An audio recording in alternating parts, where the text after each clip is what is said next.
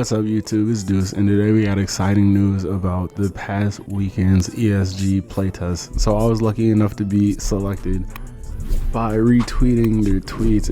I'm going to be referring to their media a lot, so if you want to follow the game closely with me, go ahead and follow them on Instagram, Twitter, and TikTok. But with all that out the way, I'm going to get into some background about ESG. ESG is a free-to-play 7-on-7, 11-on-11 football multiplayer game coming to PC, console sometime soon. I can't say a date because I don't know a date, but don't be surprised if you start hearing about it close to football season around then, because the game is looking pretty good from what I've played. So, a little background on the company. Ray and Lemont, the founders of the game, are both pro gamers, and Ray was at one point the best Madden player in the world. Now hold on to that because that's important later. The game has a natural competitive feel. The game itself is fast-paced and action-packed. The games are surprisingly long for like quick score games.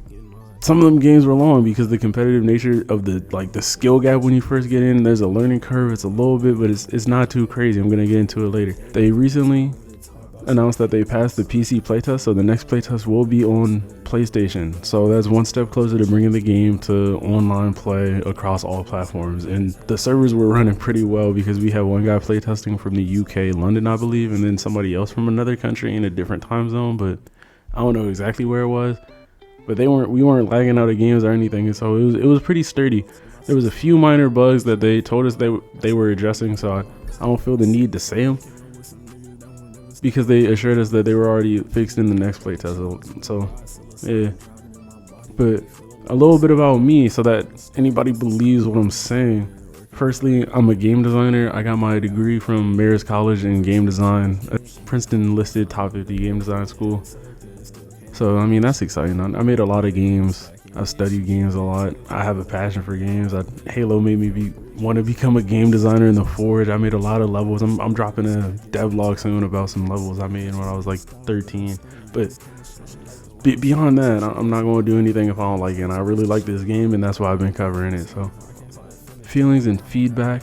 A lot of it was acknowledged. I will say that off the rip. A lot of it was acknowledged. Feelings and feedback. When I first went in, I was expecting like Madden. Like a lot of people are going, like, I expected like the Madden animations. The only part that like took me a second to adjust to was like Madden has thousands of animations because it's a AAA studio. This one had less animations, but they were still fluid. So once you get the hang of the controls and the flow of the game, like it definitely did feel more fluid. Like I literally only felt like that for the first like game and a half, and then I got adjusted and I was having way more fun. But with that being said, the expectation we've been assured is that over time, like, they will get better as they get more funding, they get more people playing, they get more people, investing into the company. They can get more animations because they can just they can hire more resources, they can take more time to develop the game, stuff like that. Because it is an indie company at the end of the day. So the more love they get from the supporters and the more love they get from us, the better the product is that they're delivering us, and the product's already pretty good. So actually, it's great. I put in 20 hours. I can't even say pretty good. It's only been out for not even been out. I've been playing it for like 3 days, and I put in hours on the builder. Like it's really fun. And I'll tell you right now, the builds actually matter. I didn't think some stats matter. Like you can see in some of the videos I was saying, maybe zone coverage doesn't matter a little bit. Like no, that it actually matters, because like I made the builds that I was telling you all about, and the things I was saying, some of them got exposed. But I can't show you exactly how, so you just gotta believe me. It's so fun though. It's so fun, just trust me. So the game feel, depending on your build. Oh, I didn't say this. We didn't have badges. That was my favorite part. I had that much fun in the game, and we didn't even have badges. If you watch the My Legend Builder videos I've been making, I was emphasizing all the badges, because like just like 2K, like when your player doesn't have badges, he's getting cooked. If he doesn't have attribute upgrades, he's getting cooked. So even without the badges, we were having so much fun, and people were making differences on the field just with their attributes alone. So that just goes to show how dynamic the game is going to be, especially when they add the badges and the mini games and all the other things that the game is like here to offer. The in-game feel, I was immersed. There was a deep playbook, way deeper than I thought. I thought it was going to be like NFL Street a little bit. There was remnants of it, just because that's the last like backyard football we've seen other than like Madden's minigame modes, but like I still think NFL Street is a more accurate depiction.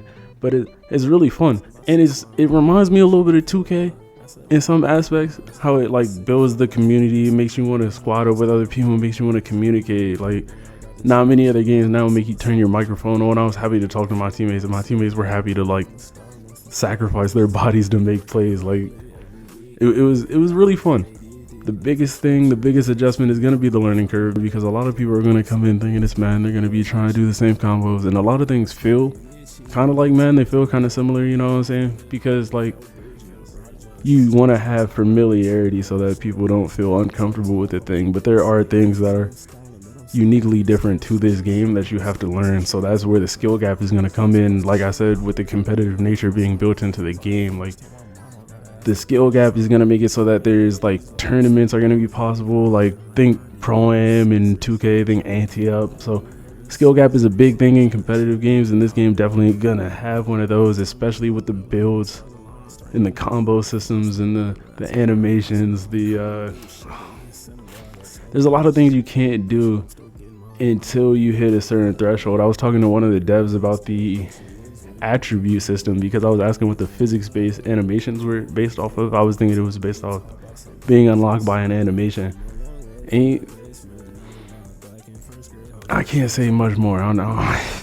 It's a lot deeper than what I said, and I can't explain it. But it's really in depth. Like the AI is really smart in this game. Like it's really fun, and it's really in depth. But I can give y'all strategies and how to win in the game when it comes out. So go ahead and like, follow, and leave a subscription. Go ahead and like, follow, and subscribe for more videos covering ESG, because I'm definitely going to be excited to keep covering it. And have a great day. All these gribby soft girls keep on checking my page. I got plaques on my wall, got a plaque on the way. Got the guys finding trust cause we all getting paid. Blue on the sweater, why would I complain? Pop melatonin and sleep on the plane. Reach for my chamber, I pop it this way.